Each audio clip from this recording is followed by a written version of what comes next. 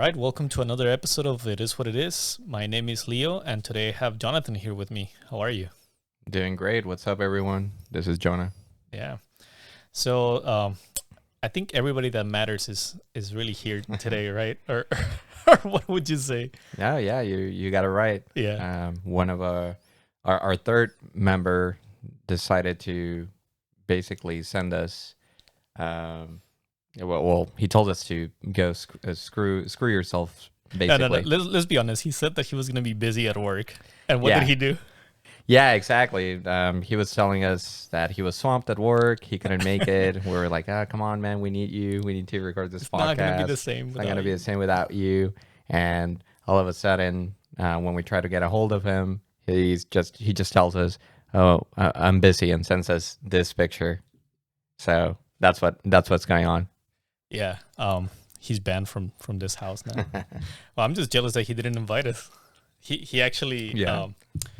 for the ones just listening in, that picture that we showed is basically of George at a baseball game. Yeah, he's at the Padres and Dodger series right now. So yeah, we're jealous. Yeah, he didn't invite us. We could have been recording there, a podcast. That would We have been. could have. that I would don't have know been how cool. we would have gotten in because well, granted that we're super famous by now. Yeah. One episode in, and anyways, so I was talking to Jonathan a little bit earlier on the podcast how we're now both in a really stable financial situation for the both of us, and it kind of brought up the whole topic of how we got to our goal of being a homeowner, right? And for those that maybe didn't listen to the first episode, right, we're here from Southern California, like in the San Diego area, and it's something kind of tough to do, and specifically in California, just because of home prices being a little bit elevated. And granted that we were both professionals too. We both graduated with a bachelor's degree in engineering, and well, actually, Jonathan, you have what is it? Your master's, right? Right. It doesn't really pay too much into the salary or whatever, but yeah. Hey, credit do where have one. credit is due, man. Masters, you should. Thank you. He did. I just had to push that button for myself. he, did- yeah, we have the soundboard here, so he has been loving that soundboard. I think you know how to use it more than me, by the way. But yeah, I mean, at this point, right? So we're talking about how our road to homeownership, and how we got there. So maybe we should start by saying how what did you think was enough money back then? Like what back when you were in high school? Like how much did you think was enough to be Enough? enough? Not a lot of money. Well, I would say enough in my, enough for me would mean like to have a roof over your head, whether being homeowner or renting. But a Okay. roof over your head, enough to eat, and a couple of luxuries here and there. Enough. Probably when I was in high school, I didn't really think much about it, but if I had to say something, it must be something around $50,000 or A something year. like that. Yeah, Yeah, a gross. year. Yeah. I thought something like that would be able to get you, a house and a car and just be able to live. Comfortably. Yeah, Yeah. comfortably. Yeah. Yeah, because I remember I had a conversation with some friends of mine, really close friends, and we were talking about at some point I think I remember saying I think I would be happy by just making $40,000 a year. And once again, this is for me, I thought I go on vacations maybe once a year. At least in high school, I would think like a perfect lifestyle would be going out on vacations once a year. I don't really buy expensive clothing, right? So I'm not I don't spend a lot of money per se. So I thought that was gonna be enough. But then fast forward to maybe now, and now that we graduated, and you can see how much Now that you're in the real world, now that you're adulting, pretty much for everything that you do. real world San Diego. Yeah. Ooh, sketchy.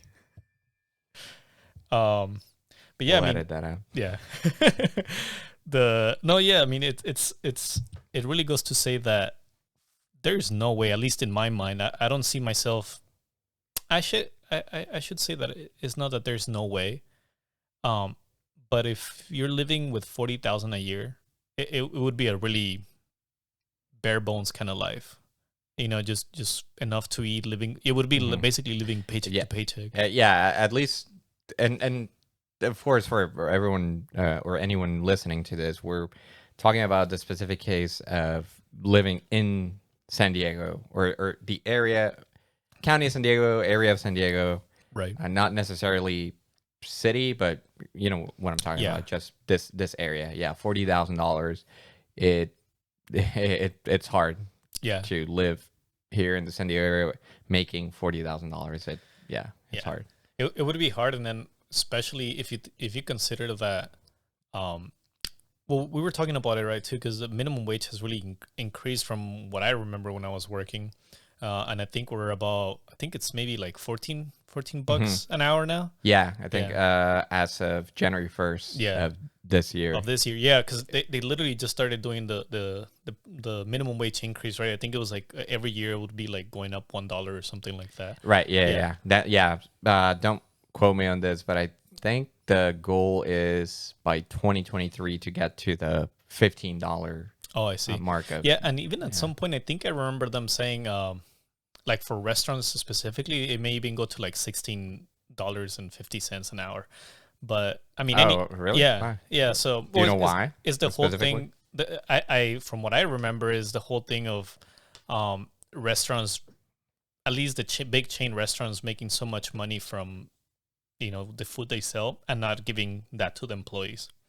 Okay. So is the whole of like trickle down effect of, if you're a company that is really profitable, you should be giving some of that to the entry level workers and your backbone really to the whole the economy. Yeah, the economy. Basically. Yeah. Yeah. So but anyways, I mean, thinking about this $14 an hour, and this is true because I think at some point, I was making minimum wage, when I was working like after high school and a little bit through college, and the raises that I would get, and this was like I would get so excited because it would be, I think I was making like I think it was like something like $11 an hour.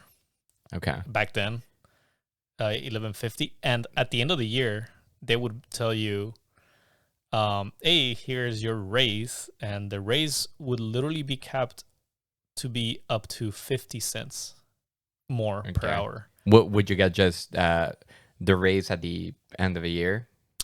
Maybe end of fiscal year or end of it would be calendar year. Yeah, it would be at the end of the year, and literally it would be 25 cents or 50 cents, and that was the same for everybody. Like they wouldn't pay you commission either, so it would just be that. Were you excited about that raise? Yeah, I was. Yeah. Hell yeah! Back then, I thought that was how much did that 25-cent raise make a difference? Yeah, ended up making a difference. Nothing. No, maybe not necessarily like in lifestyle, but what I'm asking is how. I mean, I bought a Lambo. How the toy, Hot Wheels. The Hot Wheels. Yeah.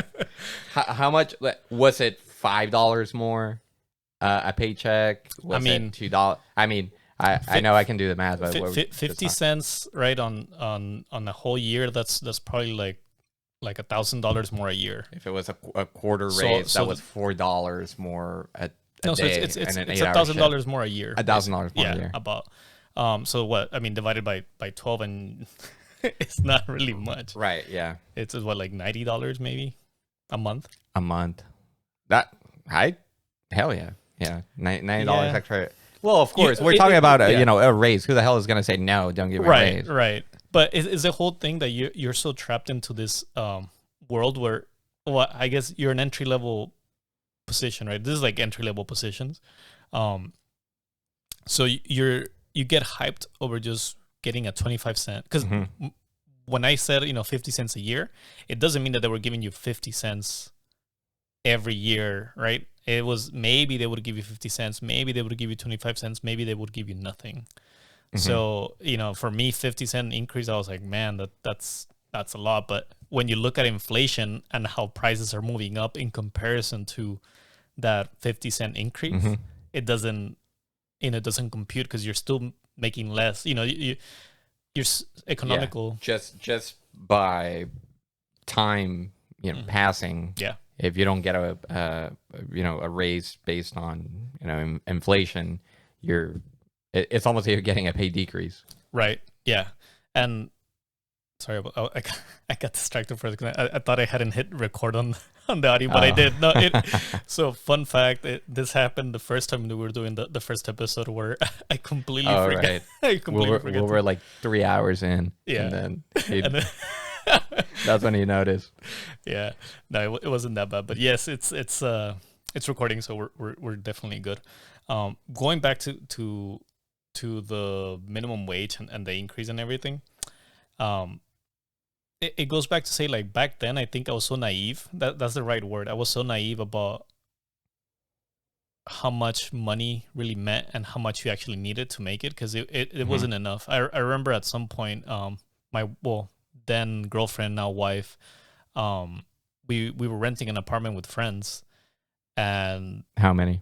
it was 4 people. It was 3 girls and me, Okay. and basically it was through my friend's dad owned the apartment, Okay. and he moved out. He was retired, so he was living somewhere else. Were you paying about median rent prices in San Diego, or were you guys getting a deal because the guy was of hooking the it up. relationship? The guy was really hooking it up because he didn't ask us for like a background check, or because I know that's Yeah. I think I haven't really rented outside of that apartment, but I think it's like, they do like a background check. Correct me if I'm wrong. Yeah. No, yeah, you're right. And then they maybe ask you for like a deposit. We didn't have to do a deposit.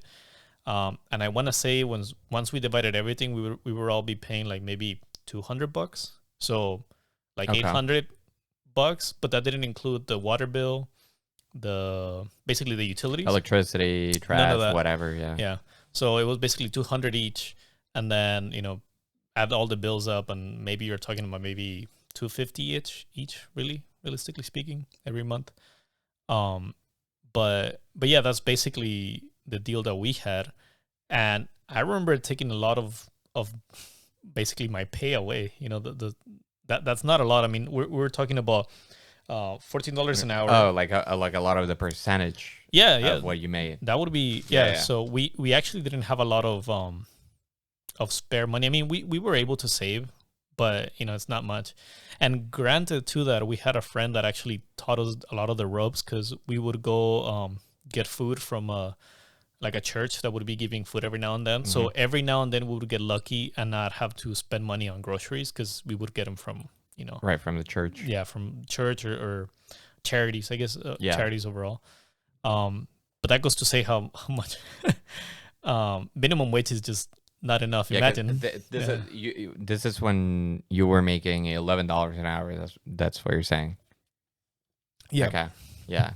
And how much in rounded numbers a month? How much was that, just roughly?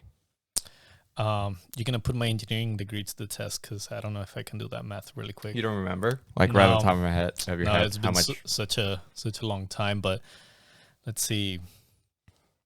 Yeah, 11. Yeah, 10. I mean, you're looking at like 22,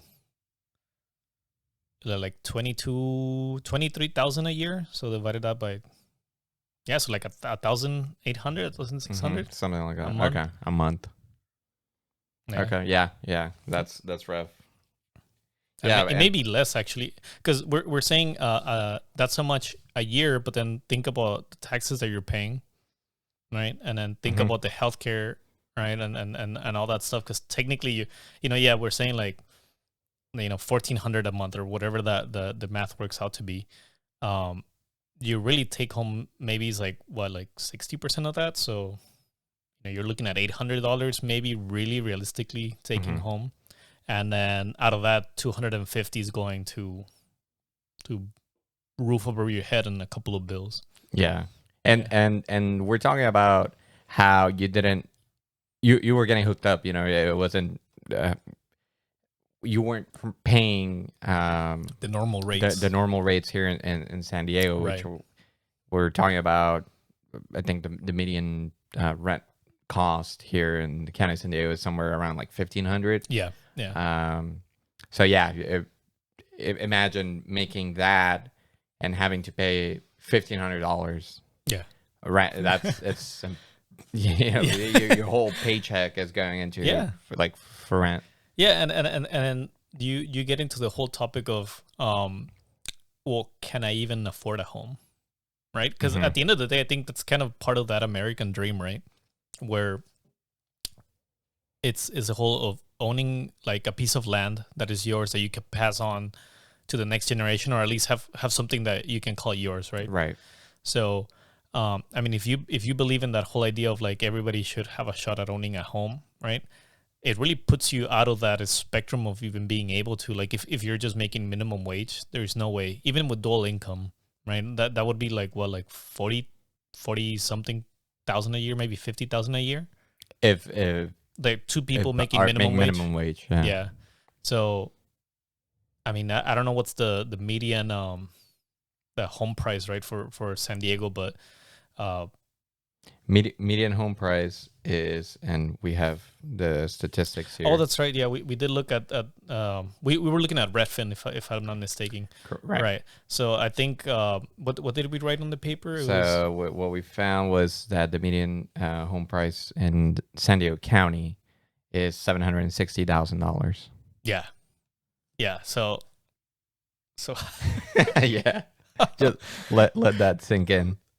I mean, I'm trying, but yeah, it just goes to say, right? Like thinking it back then, I was so naive that I thought that I could make it really on minimum wage, but I think now in hindsight 2020, you really need that. That's why you see people with minimum, paying jobs or minimum hourly wages have multiple jobs, because there's no way that you could live really here in San Diego if you don't do that. Because what are you gonna do? Like, let's say you and your wife are working Mm.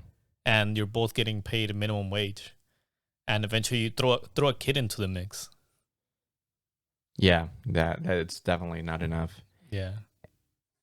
And that's when it comes to, again, going back to the medium home price here in San Diego, it really it just makes it makes it impossible, like, for starters. Then also just going a little backtracking a little bit to what you were saying Mm-hmm. about being naive, at such, a young age, basically between high school, uh, e- early college years, somewhere around that. Right. Um, I guess it's just it's part of it, because this anything that has to do with finances, or how to buy a house, or taxes, anything, none of that is really taught in schools. You're 100% So right. there's a reason. I guess you're not alone. Basically, that's what I'm trying to say, in terms of, if you ask the average 18-year-old, I'd say in the U.S., that went to at least through the public school system. I can't obviously speak for anything private. I know for a fact that Yeah. none of that is taught in schools. You get, like, probably the closest you get to anything finance related is the economics class Mm-hmm. that is taught in high school, usually And junior that's or senior year, yeah. and it's very basic terms. It's better than nothing. I won't trash the class at school, but there really should be a class that focuses on really, like, the real world, how to Right. make smart financial decisions. Yeah. That would be awesome. Yeah, I completely agree, because if I think the only thing I remember from my econ class in high school, it was literally learning the laws of supply and demand, Yeah. and interest rates, like compounded interest, Right. and I mean, of course there was more, but that's the bare bones Yeah, of what you and learn, yeah, they focus on more kind of on teaching the concept the concepts of it, but not you don't. applying Yeah, them. exactly. Not applying it into your actual situation. Yeah. Um, yeah. So it's yeah, that's where it gets really really tricky, because if you think how they teach you about, at some point I think schools were teaching about home ed, or like, like, how to cook, how to, like, mundane things that you would Yeah, do in your take care of household, a like, kid. right. A health class, right? I think everybody's Yeah, it all kind of needs to be taught to an extent, right? Like taxes for sure is one of those where especially as somebody that didn't grow up here in the States, um you besides knowing that you pay taxes on every good that you purchase from the store, there's not really a concept that I say that I knew, like, oh, how do taxes work? Is everybody on the same bracket? I honestly didn't even consider that, like how much of an impact that is. And then nobody teaches you how much money ends up going to your healthcare, your dental. Like, your mom may give you a sense of like how much, like I remember my mom, she would actually give me the sense of how much she was paying, because at some point it got to be a lot of money. Yeah. And then not only that, you still have your co-pays, paying for your medicine or whatever you need, right? It gets really expensive. And definitely, I agree with you 100%. Is something that should be taught in at high school. I think at least for one year, you should be taught everything to do with economics, how to manage, credit card debt and Right. Loans, right? Like how can manage loans, manage expectations, manage, what's really a good standard of living, and what should you be asking, for once you're getting a job. Because that's the other thing, right? I think once you're barely starting, you don't care how much they pay you. You just want to. You just want a job. You just want a job. Yeah, exactly. So you're just looking for a steady income. Yeah. Like constantly having money. Yeah. Basically. Just want to live. Yeah, exactly. and that's the problem, right? Because a lot of I guess I understand it for like an entry level job, right? Like an entry level job should be, I guess I should make a little distinguishment. Entry level job for somebody that hasn't graduated or just coming right out of high school, I think it's okay for them to be in those minimum wage, levels. Not saying that the $14 an hour is enough. I'm just saying that there should be like a minimum entry level, and that should be fine for anybody that has no experience at all. Like a minimum, a minimum salary for an entry level, but not necessarily the $14 minimum wage. Right. Minimum wage. Okay. Yeah, like I think the anybody that gets a foot in it becomes part of the job market should have the minimum standard of living that you need to live in the area that you live. So if for San Diego it would be like $50,000 a year to survive and be okay, then it should, whatever that equates to per hour, that should be maybe what people should be getting. Yeah, so that's what I that's my personal opinion. And then, but the other thing too is I do understand that, for example, people get hung up on their first job sometimes. Like, let's say people that I see working at a McDonald's, right? Like behind a counter.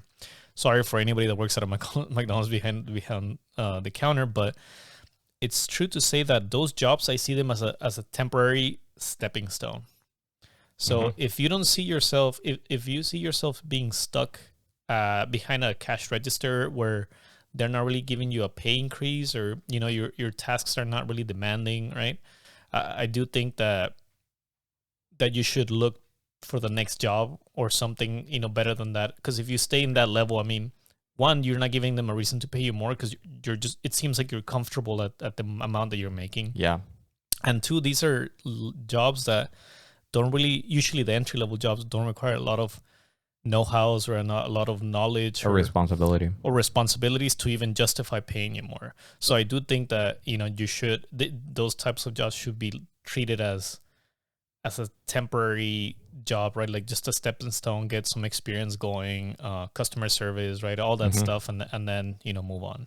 Yeah, for sure. I agree 100%. That should be the case. It's almost maybe not necessarily. Let me gather my thoughts. It shouldn't necessarily be that you have to even look for another job, but you can even like move up within. For example, if you're working at McDonald's and you start working behind the counter, maybe if you want to raise, then either you, like you said, you look for another job, or you look for an opportunity to move up within McDonald's. Right. Yeah. There are obviously opportunities there, and I don't know the inner twinings of McDonald's and how everything works. You know, how you move up or not. But I know you can. Right. I I mean, mean, there's there's a people. manager at Yeah, every yeah, McDonald's. exactly. There's Right. people that have done it. Yeah. So I know there is, and at the end of the day, it's every. I always see it in the news and videos and stuff like Mhm. that. Specifically, for obvious reasons, the whole movement about minimum wage and raise the minimum wage, and there's always a focus specifically on these types of jobs, Right. like retail or fast food, which are the jobs that typically pay this, the minimum wage. But if you just take a step back and look at how companies or Mhm. corporations or everywhere else, everywhere you go, you may not necessarily be getting minimum wage, but you're reaching a cap based Right. on the level of responsibilities, skills that you have. So you may be an engineer, you may be an accountant, you may be whatever position that you hold, and every company has its entry level, Right. mid level. So it's almost as if, and I know this is not necessarily the case, but it's almost as if, as an entry level person, you would be demanding or asking or whatever that you get paid as mid level staff when you may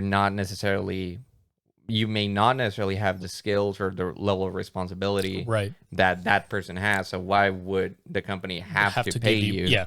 Yeah. So unless you do something about it to either prove them that you have the skills necessary to be worth that to a particular company, then you would Right. deserve the raise. If not, then you can. It's a free market. You can go anywhere you want, really. Yeah. I mean, and that's kind of like how the backbones of like capitalism kind of works, right? Right. Like it's the desire to do better, or it's the drive to do better that should get you to where you want to be, right, in Exactly. life. Like that's the freedom that it gives you.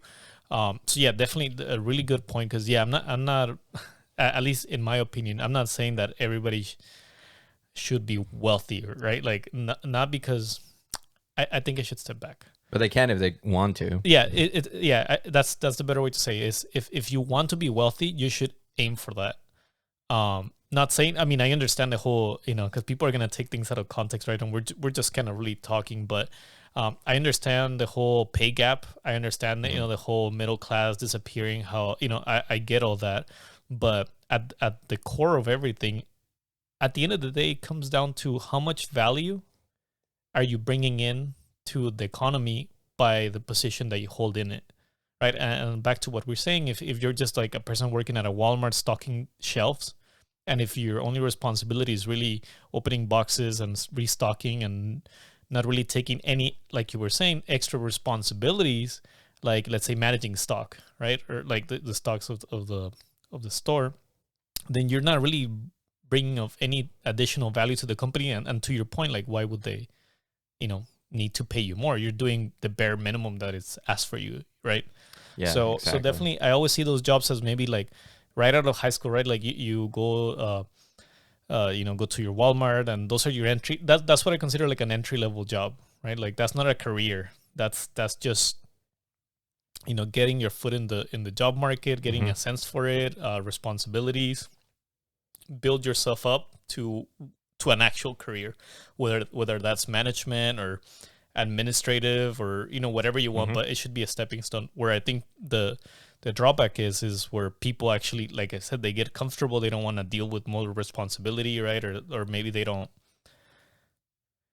I don't know if the word is comfortable, but maybe they feel stuck in that position. I think, and there is some special circumstances of people that maybe can't really do much than just that, right? Or a job market or whatever the situation may be. But for the most part, if you should see it as a stepping stone, and if and you should aim to do something more, especially because going back to the home ownership, right? Like my road to owning a home is not one that became true from one day to the next, Like Mhm. if I were to say I was able to purchase my home for, without putting like any effort at all, I would be a complete liar.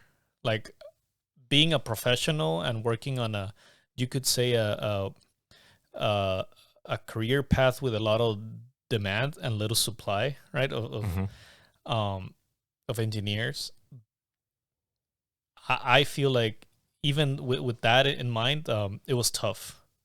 Like it took a lot of patience. It took dual incomes as well. Yeah. I couldn't say it would be hard for me to say like, oh, I had to like, I purchased this house all by myself. No, it would be a complete lie. It took my wife, who also is a professional, different field, but it definitely took two. Yeah. And I mean, could you say the same? I mean, Yeah. I mean, same case. I recently purchased a house or like just financed a yesterday, house. by the way. Yeah. Yeah. But yeah, it had to be done through having a dual income, my wife and I's, because going back to what we started this podcast with, which was how expensive living in San Diego is, and how the medium home price in San Diego is 760,000, which my by the way, my house is nowhere near that price.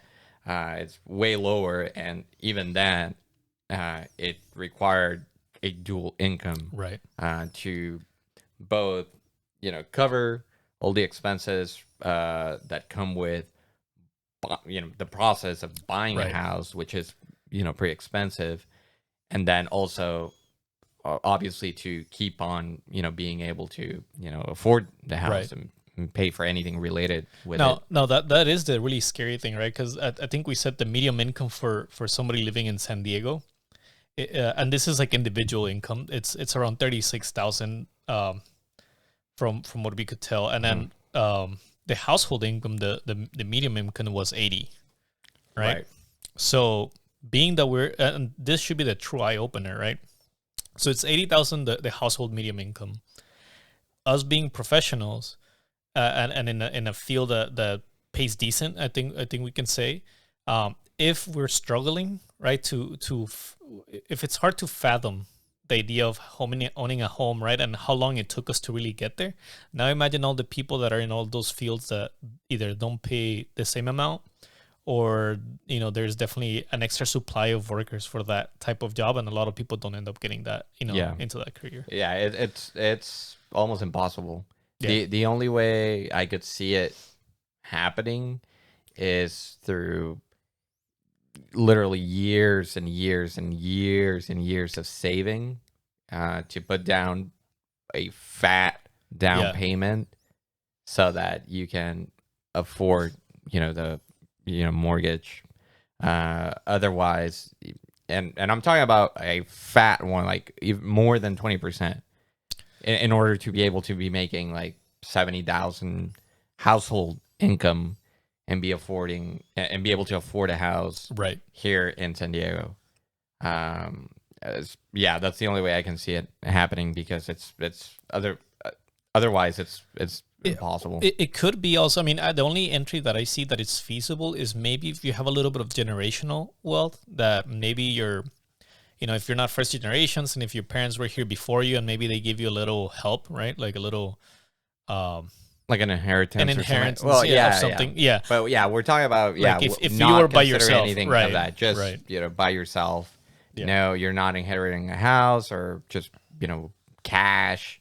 We're not talking about, if that's your case, that's freaking awesome. I wish I would have had Yeah. some inheritance, or like You're your telling me you don't uncle- have like $100 million laying around there? maybe somewhere lying. That's why I lying around became there. friends with you, because I thought You must be disappointed. wrong reason. But yeah, I wish like the classic case, like, oh, your uncle, you never met him, but Right. yeah, it was He's a rich. distance uncle. Yeah. Uncle, he was rich. He left you $200,000. I'd be like, hell Oh yeah, I'll take it any day. Yeah, I mean, and going back to that, right? Because for the people that are not in the area, the San Diego, or maybe I should say Southern California area, is going through like a housing crisis of sorts, where there's just not enough houses being constructed per year. So not only is the supply, I mean the supply of houses really low, but the demand for housing is also really high. And you're in a situation where you have the Navy, right? So you have a lot of people that are transplants from like other areas here. Yeah. And in San Diego, in a way, I think we're a little bit lucky because, and this is true. I don't care. Some people, could disagree, but the situation would be even worse if we were in a border town, a border state with TJ and Mexico, because just the fact, if you see all the trips that get done in that border, right? I can almost guarantee most of those trips are people that may be living in TJ that are actually working over here. That's actually a good point, that now that you bring that up, and it'd be an interesting statistic. Just being living in San Diego, being a border town to such a big city like Tijuana, I know a ton of people that live in TJ Same. and work in San Diego, but I just don't know the numbers. And I'm sure that the statistic has to be out there. And this is the thing, though. Nobody's going to be able to tell you, right? Because usually the people that are doing that end up borrowing an address, right? From here. So to the state, they think that there's multiple families living in a household. Where true. It's not true. I mean, it's a reality. I mean, not saying that it's the most legal thing to do, right? But then again, the situation requires you to live in TJ, right? Just to make it. Because a lot of the people that do that is basically that, like, well, I'm not willing to pay $1 million for a house, for a shack, because or I literally can't. Yeah, so I'm going to TJ and over there, you're not saying that, and I'm not talking smack about TJ, but your standard of living may be a little bit lower, would you say, like your commodities maybe, and your commute really gets worsened by a lot, but at least you feel like you're not living paycheck to paycheck, and that takes a lot of weight from off of people's back. It gives you, it's almost like you trade physical exhaustion, you take that over peace of mind, right? Which that's great. That works out a lot of times. Having peace of mind and your mental health, because obviously anything stress related, finances are very stressful. So if you have them in line and you're not feeling like you're paycheck to paycheck, then that may trump anything. A lot of people maybe like, I don't care if I have to commute 6 hours a day. I'm talking about combined border crossing, right? Asterisk, unless you have Sentry or something like that. But even then, you're looking at an hour extra commute. But that aside, there's plenty of people that do not have anything that would provide them like an express border crossing. So for the people that been doing it for years and years, and they still they choose to do it because it makes sense financially for them. So for the people that don't know, that Sentry pass that Jonathan is talking about, it's literally almost like a fast pass for for the border crossing, where you're they do an extra background check on you to make sure that you're not that you're legit and that you're not going to be crossing anything that you shouldn't across the border, and you're just crossing for your daily needs, right? So and there's a fee to that, which is not too much, but like the people that are definitely doing that every day, they go through that process. It's definitely worth it, even if you don't cross every day. It's definitely worth it. Do you have it? I don't, but I plan on getting it. I'm currently about to start the process, but it's about, I don't know, I want to say like $200, like for 10 years, right? Or 5 years or something like that. Let me know how that process goes, because actually that's something that we've been saying that we want to get to, just because whenever we go over there, we just want to cross fast. We don't want to deal. And maybe we should step back a little bit and kind of say how that, why that pass really helps you, right? Because a typical day, if you cross during the peak commuting hours, which is, your mornings of people going to work and coming, you're looking at potentially doing about 3 hours to 4 hours of wait times at the border. That's through the car. Walking, you're looking at maybe like an hour or two.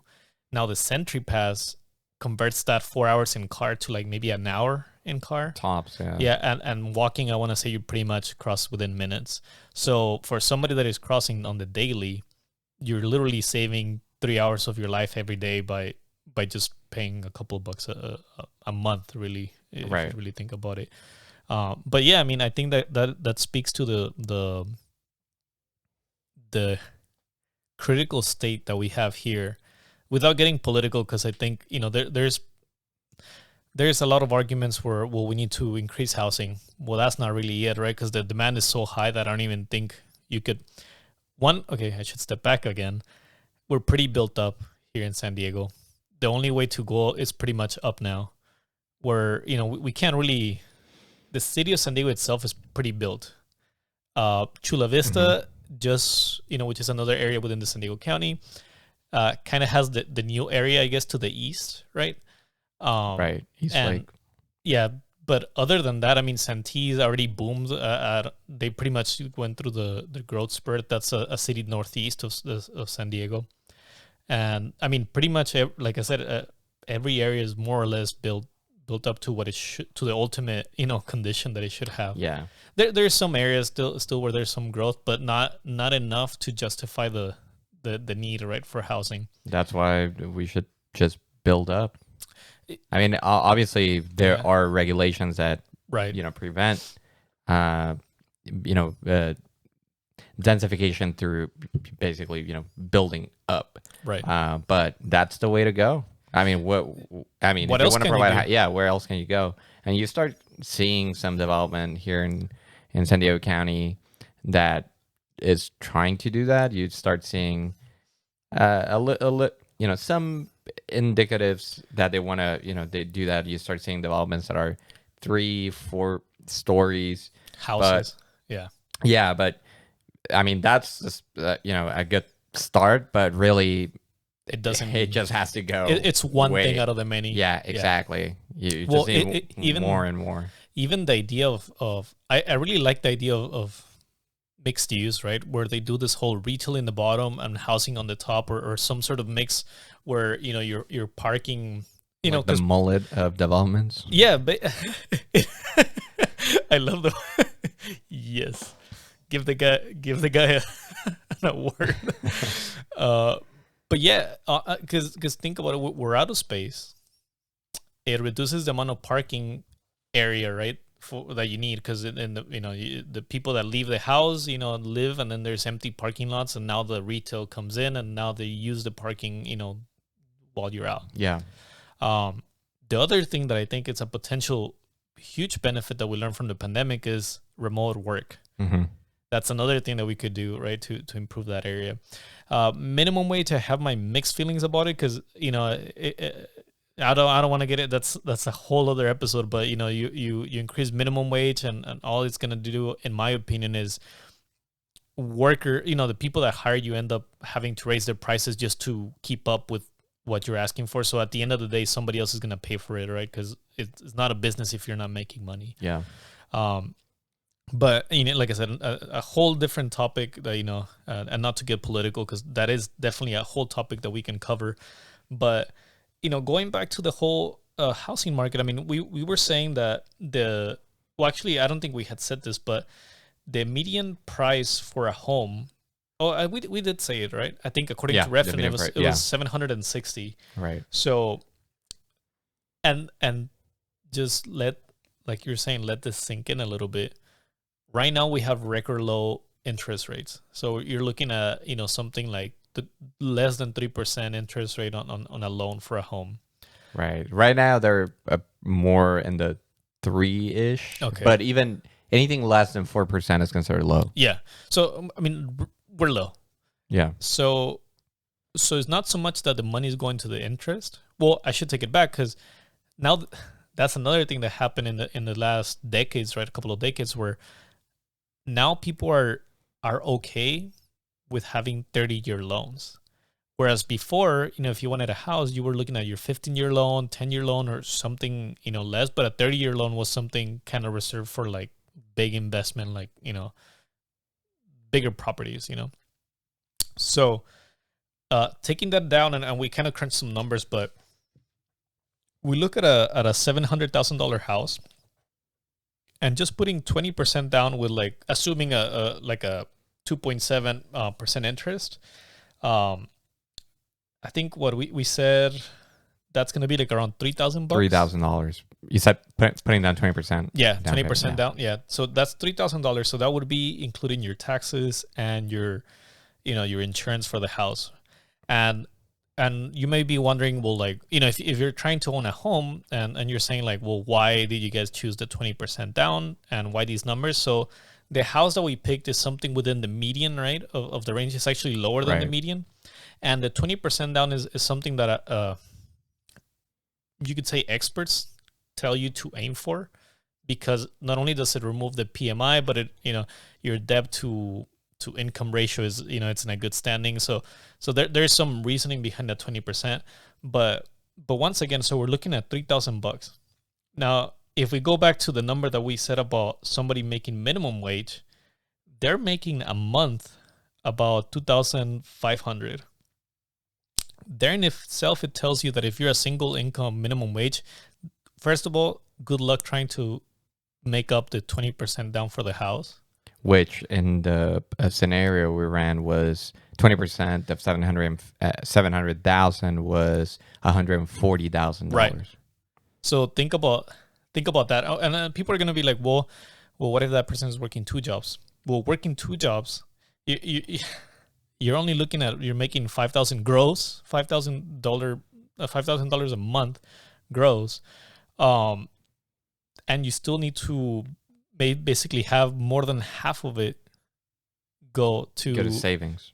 No, we'll go to the payment of your house. You're because you're making $5,000 a month. Your house payment, if somehow you were able to get 20% down, you're paying $3,000. So you're left with $2,000 a month to cover gas, food, and you still need to pay your medical bills and your utilities and your taxes. Right, yeah. So actually, let's redo the math for a little bit, right? So we were saying that let's say you work 2 minimum wage jobs, so that puts you right at $28 an hour. That's about $5,000 a month. We can probably assume about half of it is gonna go to your personal taxes, and call it a couple of maybe gas and maybe taxes, gas, and maybe some of the bills like your phone bill or something, right? So half of it really goes to like your day-to-day bills.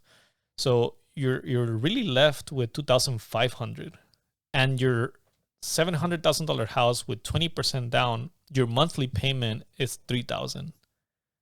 So even with 2 minimum paying jobs, you're negative $500. You're negative $500.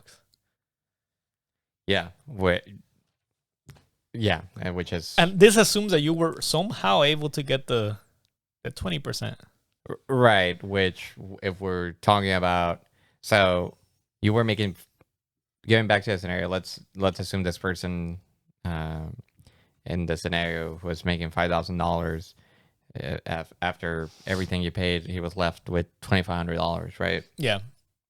So if he was renting an apartment for $1,500, this is prior to him owning the house.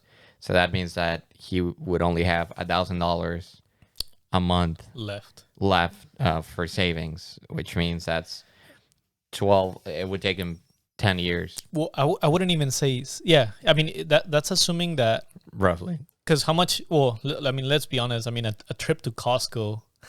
Every time I go to Costco, even though I think you do save money because you're doing the whole bulk buying and anyways, a trip to Costco is it's $100 every time you go, at least. I rarely see myself spending less than $100 whenever I go to Costco. 10 items is $100 or 8 items.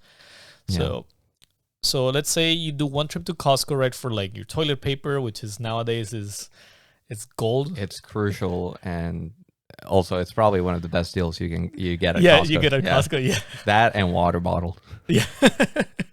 That's you're basically describing my list when I go to Costco. But love Costco, by the way. If you can be a sponsor for us, that would be amazing. keep it going. But anyway, so Costco, it's $100, right? Let's say you go once per month, which for me is not the case. I actually probably think go once or twice a month. But anyway, so let's Really? say, Damn. yeah, I'm not a baller. I just really love my Costco. So that's $100 a month. And then let's talk about groceries. So let's say, how much do you think you spend on groceries like per week? Per week? Yeah. 100. So we in our budget we have $250 for 2 weeks. That's how much we spend. Oh yeah, so you're 120 or so groceries. $125. And I'm assuming a week. With that, is that like outings too, or is that just pure groceries? Like if you eat out like once a week. It may be a combination of, we try to keep it because we run a pretty tight budget, right? So we try to keep the $250 groceries, but of course most of the time the $250 has a buffer, right? In case we eat out or something like that, Right. because most of the time we probably actually spend about 150, 160, and with that we can make it 2 weeks Fine. easily. Yeah. So that leaves $90 to $100 Of playroom. of playroom. Yeah. And if we feel like eating out, a couple of times within, that 100, and of course by eating out, I don't even necessarily mean Right. anything fancy, but it could be, let's just get pizza, let's get sushi, something that's, You not- get that $10 Costco pizza. yeah, hell yeah, I've seen hell you. yeah. That But can you get know you what, through a week. that and Little Caesars. Oh yeah. But anyway, something like that. Right. Not necessarily. There's another category in our budget for. Right. I mean, yeah, but that yeah, gets into the whole topic of Sure. like how you budget. But I mean, we're looking at $100 for Costco, right? For like things that you may need for the house, or your toilet or cleaning supplies, whatever you're thinking. And then you're looking at groceries, about another 125. Is that 150? Sure. Right? Fair to say. So you're looking at about $250 a month. That maybe I wouldn't call it like a typical family, but in most situations, you're looking at spending about that much in just your day-to-day like household needs, right? Mhm. I think that's fair. You can include a couple of extra things that you need for the house. So going back to this person that has $1,000 to spare, we'll take $250 out of that. Now you have $750. Mhm.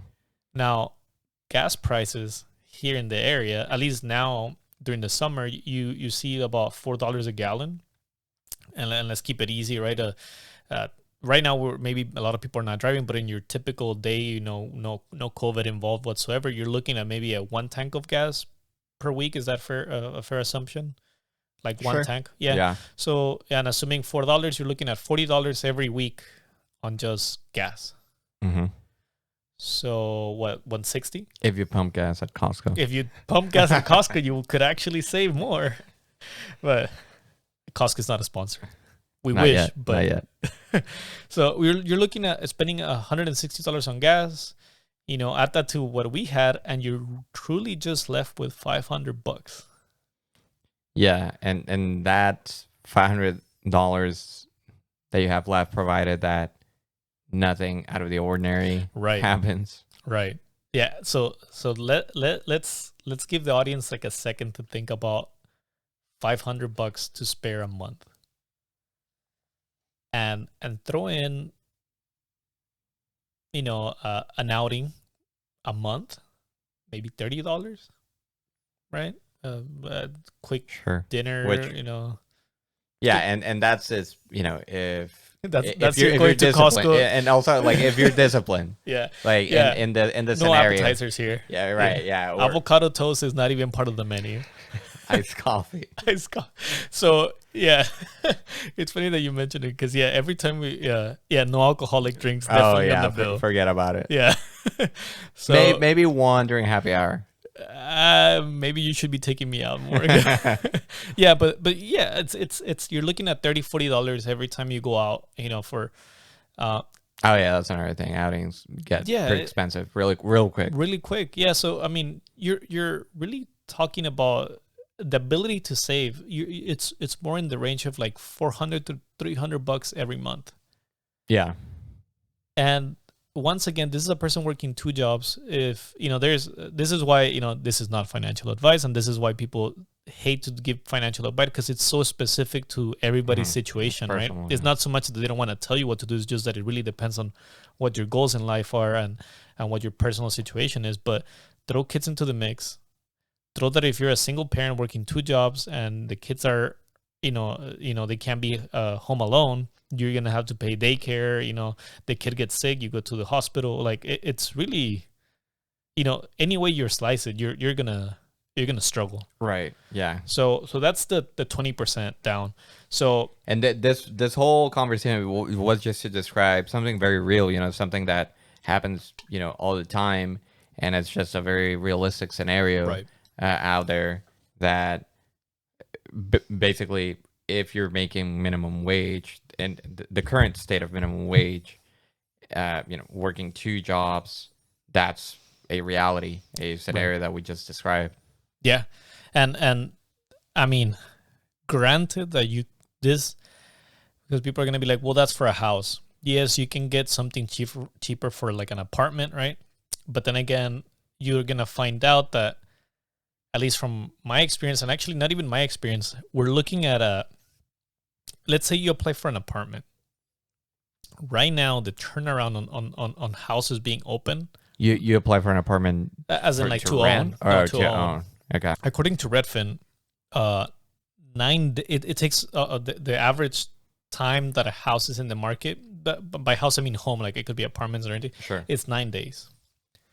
So, and that may be like, for people that have never gotten into the market of the house market, that may sound like, there's 9 days worth of inventory, but that's not the case. It's in the typical house, they want you to close in 30 days. And the fact that houses are selling in 9 days, that's crazy. That means that there's a lot of people asking for houses, and it's a hot market. It's a hot market. It's a seller. That's what people call a seller's market, because basically there's a lot of people wanting houses, and you're in the best situation because you have a house to sell. So, don't think that we're just talking about home prices. We understand like you can buy an apartment and be, more comfortable, right? But for a large family, a condo may not even, you're talking about leaving like sardines for a little bit, or not having the, some of the luxuries maybe that come in privacy that come with owning a house. But anyways, going back to our scenarios, right? This is being the 20% down, going down the road of 20% down. The more realistic percentages that people actually end up going in, or are more accessible to people, is the 10% down and 5% down range, right? Would you say? So for that, we ran the math for the same home, same interest.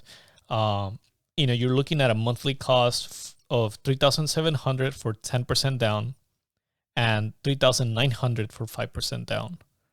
So. Once again, so we're almost seeing a jump of $700 per month more between 20% down and 10% down. Right. And we're also seeing a $900 jump from 20% down to 5% down.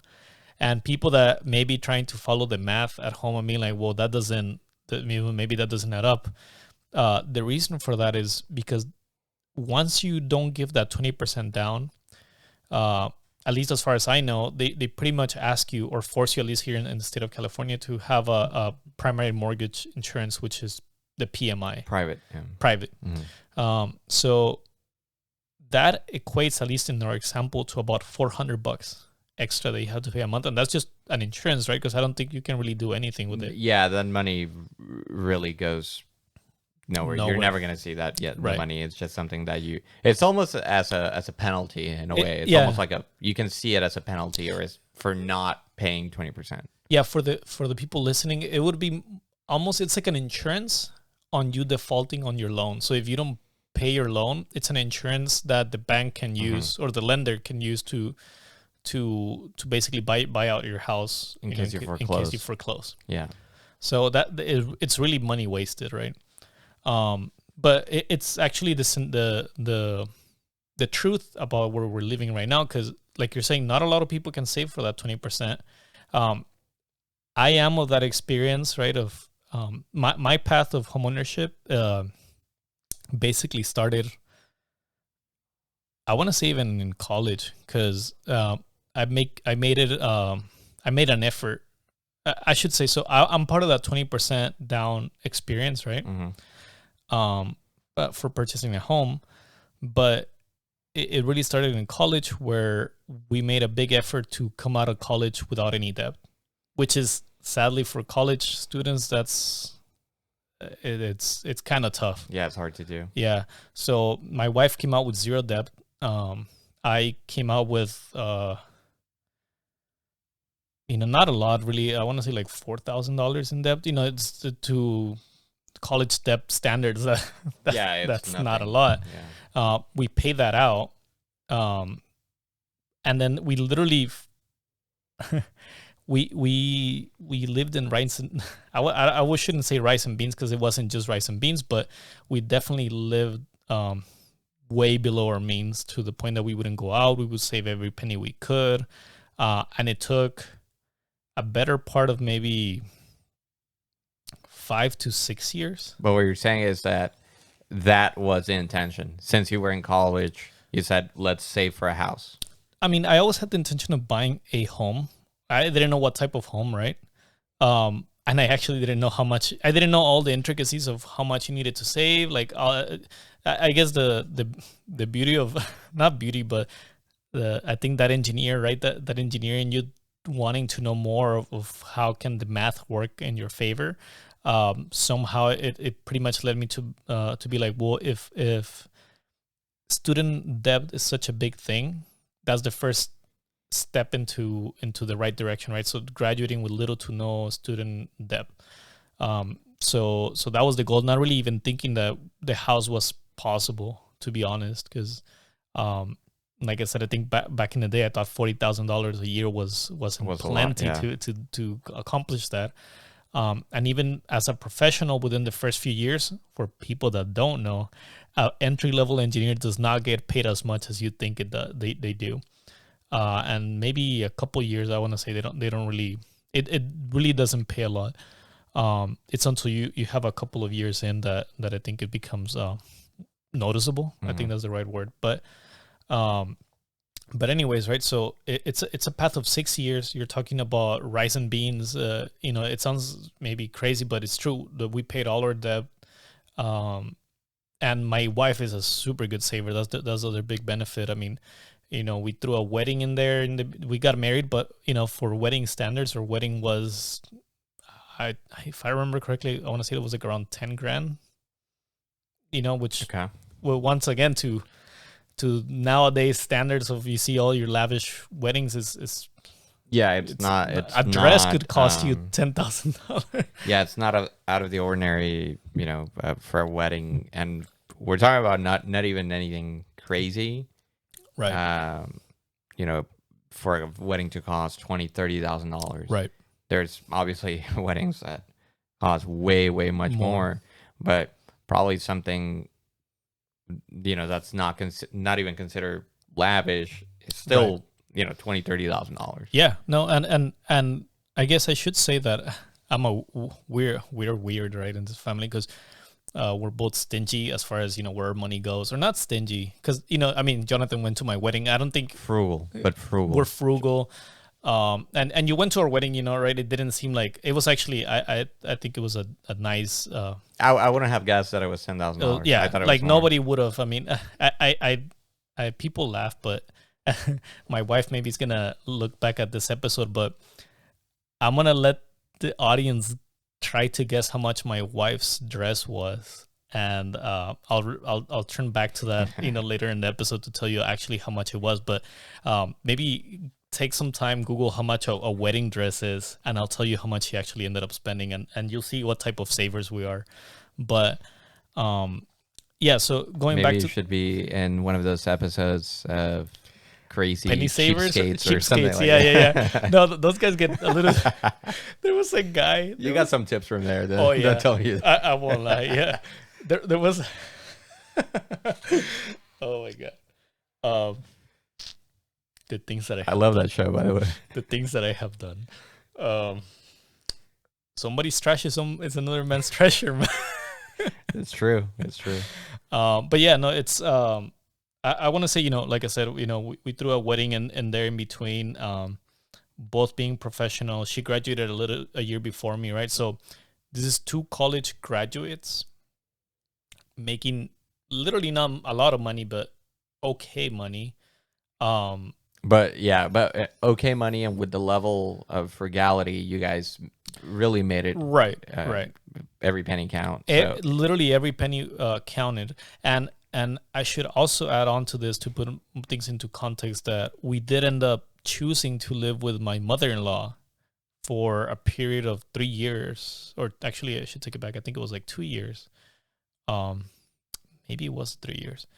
But anyways, there was a good period where we had the choice of let's rent out and be by ourselves, or we could go to my mother-in-law and just basically help pay bills and minimize, once again, being frugal. We're trying to save every penny. So it literally took that much, not only did we compromise, I guess, our privacy, right? We owe her a lot too. Not of money, but like we owe her like a lot of gratitude for everything that she helped us with, and same with my mom and everything. But it really took us saving for that long and being frugal, like you were saying, for so many years, and noting that both our parents, for my wife and I, are low income, so they had no chance of helping us pay for the house. There was some help, I guess I should say. There was some help, as in at the time of closing, I think I don't know if we were necessarily short of cash. No, we weren't short of cash. So what happened is at the point of closing, a tip for anybody trying to buy a house, it's recommended to have all your money in one bank, because they like to see the history of where the transactions, where did the money come from. And what happened with me is that I had a transaction for investments, and so I had to sell stock of things that I had for me to be able to afford the 20% down and all that's what it was, the closing fees and all those extra that should be mentioned. It's 20% down, but then you still have to pay all these fees, inspection costs. Oh yeah, the appraisal, inspection, foundation if you see that things are sketchy. Yeah, your regular home inspection, and then you have your foundation if you want. Well, a lot of times it's a condition on the lender, and that I don't know of any other. I'm sure there are plenty of other conditions that the lender can put in as a condition to them giving you the loan. So yeah, there's a lot of money that goes into it. It's a lot of dough. Yeah, for sure. That's why I say it's not easy. Not because you're a professional and you have heard us say that we're, engineers means that things were easy at some point. It's like you still have to work for the things that you want. Yeah, but at the end of the day, really buying a house, it's something that takes a lot of intentionality. Right. You just don't come out of nowhere and say like, oh yeah, I have a couple $100,000 saved in there, right? And now I'm just gonna buy a house, and it's gonna be a next, boom, next day you have a house. There's a lot of steps that you have to take. Obviously, I'm talking about the average Joe. If you're wealthy or whatever, then that's a different story. But if you're just an average Joe that has a regular job, if you're your average Joe, or your average Jose, okay, it's also a different story too. Because if you're first generation here, you literally have nothing of that generational. Right? Yeah, you're really starting, from scratch, or So yeah, it really takes intentionality. That's a word. You have to plan for it. You have to want it, because it's gonna take a couple of years probably, or a year or 2 years. Who knows? But it's gonna take some time. Hopefully it takes whoever is listening to it takes you the least amount of time. But probably if it takes you less than a year or 2 years, you're probably busting your ass. Oh, he's selling coke. He or she is selling coke. But they're busting their asses selling coke. Yeah. Yeah, I mean, it is what it is, right? Whatever It you is what it is.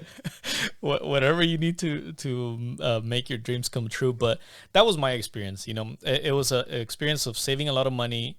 How about you? So how was your experience? Was it similar, or were some things different as far as your path to like home ownership? Not as I definitely was not a saver by any means when I was in college. I wasn't even thinking about buying a house. It was always a goal of mine. Somehow in my mind, I always wanted to buy a house, and it was in the horizon, and I always picture myself like, yeah, one day I'm gonna own a house. Like Right. if you asked me back in college, but do you plan on buying a house? Where do you see yourself in 10, 15 years or whatever? Do you see yourself owning a house? I'd say yeah. And that was always a part of it. However, I was definitely not taking any freaking steps besides, I guess, the actual step of Yeah. going to college so that I could get a job that would allow me to buy a house. But besides that, I was definitely not saving any money towards that specific Towards that goal. goal. Yeah. Yeah, exactly. So it definitely, my journey to buy a house or home buying or whatever didn't start back in college, and it didn't even start right after I graduated and had Wait, my first job and all that stuff. So wait, when you say was it in your mind when you said when you graduated? Did you mean like at the point that you got your bachelor's, or by the time you got your master's, did that idea already come into mind? Of what? Owning a house, Oh, or not didn't even? so okay, so here it was always a goal, and it was always in my mind, and it was always like, yeah, I'll own a house, but eventually I'll own a Right. house, but eventually I'm not ready yet. I'm not ready yet.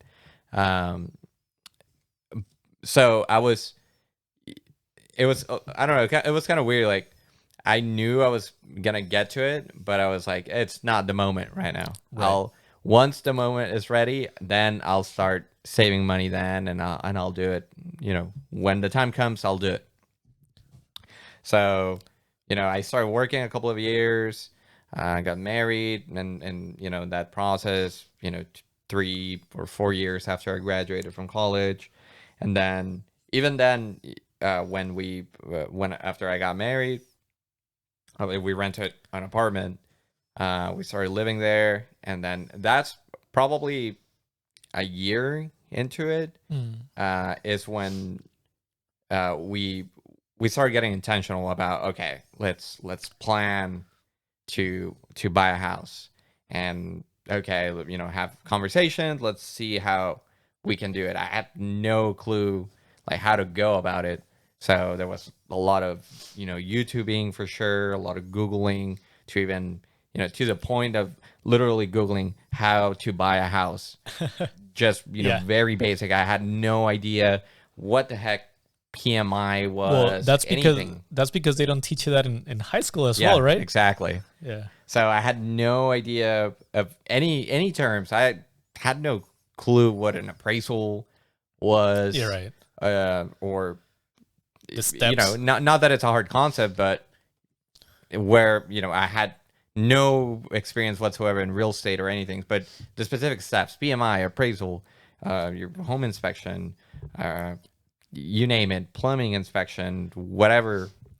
I had no idea. So through prior to even going into the specifics of that, one of the first steps was, well, you got to save money. You need Right. money. You need cash, and like actual cash to be able to do this. So the conversations with my wife were, okay, we need to first get in line and start. We knew that the first step was saving money, and it was like, okay, how can we actually Was save she money? on the same page? After not initially, not necessarily, because not in the sense that she wouldn't want to own a house, Right. but first it was just that, I guess, overwhelming feeling of like, okay, we really need to cut a lot of our lifestyle in a way, or What was she cut off guard? Would you think? Because My wife, I guess my experience, my wife, like I said, she's a good saver. She actually saved more money before me, right? Like, but was it maybe the were her expectations of the timeline of things a little bit different from what you saw at some point? Like, for example, like you're saying, yeah, you know you wanted a house at some point, but for you maybe that some point was like 2 years, let's say, from the day that you guys got married, and to her was maybe like 4 years. So maybe was there anything like surprise, or was she pretty much like, okay, yeah, I guess that's something that we can Oh, okay. No, yeah, it was Yeah.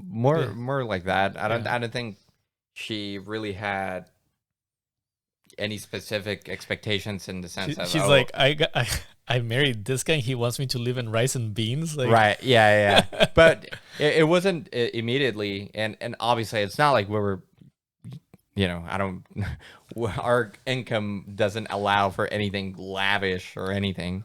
yeah, So it's throw not, some meat in those rice and beans every it's now not and like, then. yeah, it's not like we were clubbing every day or nothing of that sort. But it was definitely way more than what we do now, and Gotcha. eating out maybe, or going out, not to clubbing, but maybe on a Friday, Saturday, and maybe a Sunday for like a couple of drinks here, meeting up with some friends here, Right. without really, Socializing, I yeah, guess. just a lot more of that. So when we started looking, okay, we want to buy a house, we need to save some more money. Those were kind of like the first things that we started looking at, and maybe, okay, maybe we need to cut back on this. Just the basics of starting a budget, Mm-hmm. because even that, we were operating not on a hard budget or a planned budget. It was more going, like, playing it by ear, basically. With that, we had an idea when we were like, oh, we're spending too much here, we're spending too much there, but we didn't have like hard So numbers. you didn't use any Or, of those apps that yeah, track. we still Okay. we still don't Okay. use those apps. I didn't do those apps either. But we know now, we know exactly, now we have an actual budget. I see. Yeah, because for me, I will say that I did use a spreadsheet. That I I guess it's the engineer in me. I love using spreadsheets. So I got to the I got so fancy as to forecasting like by when would we reach our goals, and that's how I would keep myself in track. Like I would have like milestones and say like I need to get to this much this date, and the spreadsheet that I had basically would tell us if I fell back or if Carrie, my wife, fell back on her savings goal. Which, Okay. like I said, she's the good saver, so the one who would usually fall back is it's me. Yeah. But yeah, so I mean, I think those little tools for me is like I also didn't want to stress. I was already stressing out about not spending money. I didn't want to add extra layer of stress into my life about where is all my money truly going. Like I had like you're saying, a good sense of where it's going, and usually the times that I would fall back on my goals, I would know, kind of where it went. Yeah.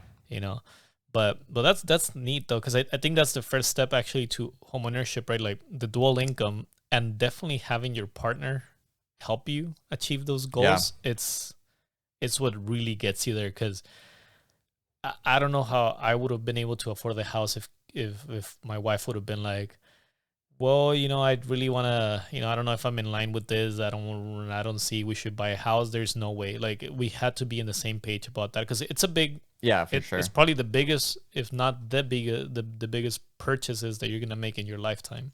Yeah, on, again, going back to the average Joe or average Jose, home buying is the biggest purchase you're gonna do. Period. That's a fact. I thought it was your mattress too, because Well, oh yeah. That don't even get me started on that. have you bought a mattress yet? Yeah. Well, no. Well, actually, we bought a mattress probably like 3 years ago. All right, We because still have the same one from the apartment, right? Yeah, that you yeah. moved? Yeah. So I know So I've heard those yeah. those guys last forever, or they should, Yeah. with the how much they cost. the I, for the audience, once again, we weren't joking as far as Jonathan being a recent homeowner. He's really fresh still out there.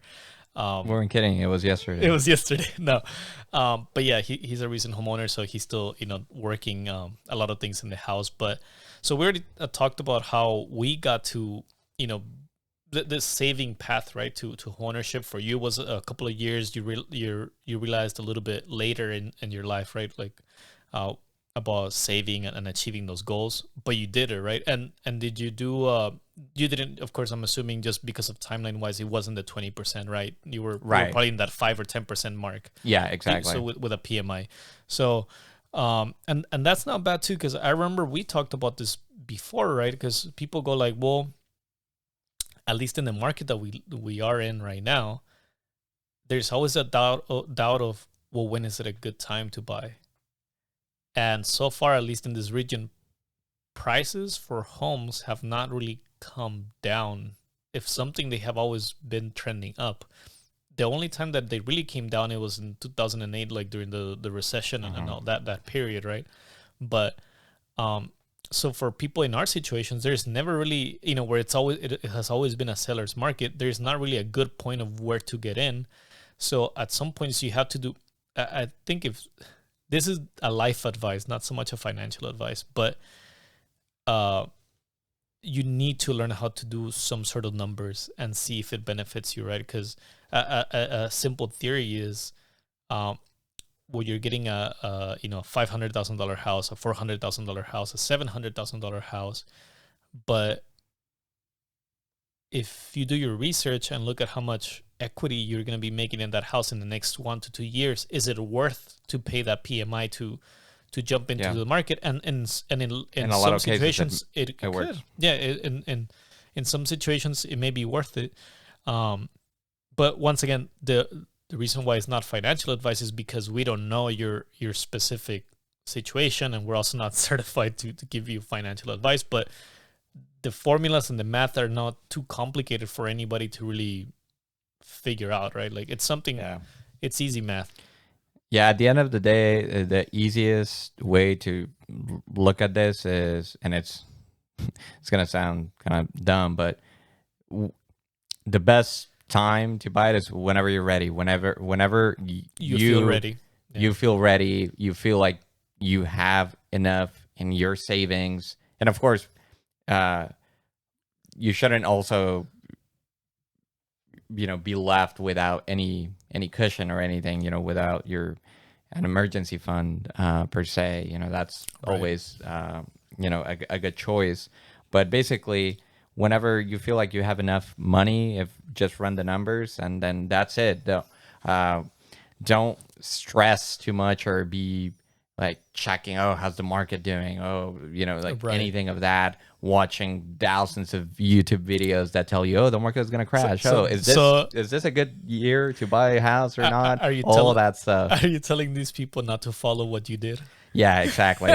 So whenever you're ready, just go at it. I mean, really crunch the numbers and go at it. And in the U.S., provided that you're in a stable market, which a lot of cities are, well, depending, unless you're in a very particular area, but most of the time, real estate rarely goes down in value. So no matter when you go in, you may go in at a time when home prices are high, but they're only going to get higher. So right. and this is my thinking. This is what I think. And you're gonna hear on this podcast me saying the same thing maybe a lot, but I think at the end of the day, if you think about history, we have the fights that we have had in history are basically fights to a piece of land. It's always somebody trying to own land. Like that idea of owning land and owning something, it's all something that we have had in our heads for many, many years, right? Whereas before we used to do it through wars, right? And maybe not. There's some intricacies there, but owning land or a home is still in a way that probably one the I think still big part of the American dream, and two is probably one of the things that once you purchase is gonna be yours, right? And it's the population just is everybody knows the population just keeps growing at a steady rate. So land is just going to become more scarce, right? And unless Elon Musk, ends up getting us to Mars or whatever, it we're going to run out of land at some point. And it's owning a piece of land, and eventually long term, right? If you think of just generic long term, is probably one of the better things that you could do if you can. Not saying that there's houses that get overvalued and end up costing less down the line, but that's why you need to do a little bit of the math, right? But like you're saying, generally speaking, things go up. There's so much more I think that we can talk about when it comes to homeownership, especially what you need to do at the house and all the experiences. Like I'm more than willing to talk about all the maintenance, but I think we should definitely talk about that in another episode, because and people in the comments, we're actually pushing this podcast through iPod. I think it's like that is going to be the, what's it called, the Google Podcast, I think it is, and I think it's going to be Spotify, and we're also pushing Anchor. Anchor is going to basically help us put this into a lot of platforms, right? And we're also having our YouTube channel, but definitely let us know in the comments. I mean, we said it on the previous episodes, where I think we're pretty open as far as what we did to get there, and we can definitely give you some tips and ideas that we went through, and things that we did that worked out for us, and hopefully those can help you. But definitely let us know in the comments if you have any questions for Jonathan. If you're in a similar situation as Jonathan, maybe he can speak to that. And if you're early in college and and you want to get a head start, I can definitely speak to that. You want tips on how to be frugal? Yeah. Also hit us up. Yeah. And I mean, honestly, there's not an easy path. I wish George was here, because he's not a homeowner, but he can also speak to the fact of his side of the things, of he's saving money and going to Padres games, and going to Padres games without inviting us. But it is what it is, and I think we're gonna call it a wrap. And see you guys next time. See you guys later.